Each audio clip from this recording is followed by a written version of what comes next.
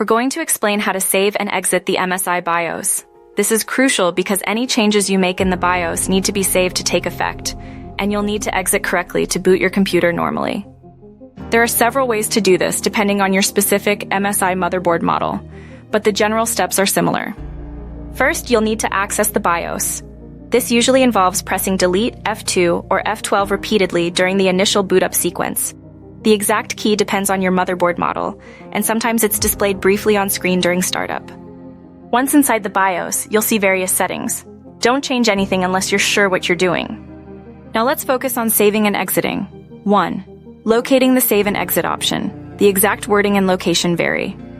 You might see options like Save Changes and Exit, Save and Exit Setup, Exit Saving Changes, or something similar. Look for a menu item often labeled Exit, Save, or something equivalent. It's typically near the bottom of the screen or in a separate exit menu. Some MSI BIOS versions might use a different method. For example, some MSI BIOS versions have a Save button, which saves the current settings. 2. Saving your changes. Once you've found the Save and Exit option, select it using the arrow keys. Some BIOSes will ask you to confirm before saving. You might see a warning. Carefully read it before confirming. Press Enter to confirm the save action. If there's no confirmation, the system should automatically save your changes upon exiting. This is where many people make mistakes. It's important to carefully select the correct save option. If you find a save option that doesn't ask for a confirmation, ensure it's indeed saving and not just exiting without saving. 3.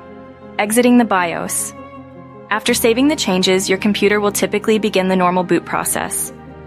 If you chose an option that didn't involve saving, your computer will start as if nothing happened and the changes you made in the BIOS will not be saved. The system should boot up normally, loading your operating system. If your system doesn't boot, you might have made a critical error in the BIOS settings, and you may need to reset the BIOS settings. Some motherboards have a way to reset the BIOS settings by holding a button during startup or using a jumper on the motherboard.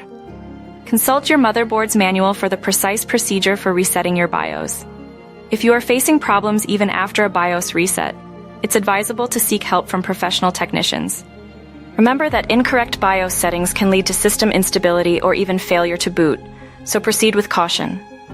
Always check your motherboard's manual for specific instructions. The procedures are generally similar, but small details may vary.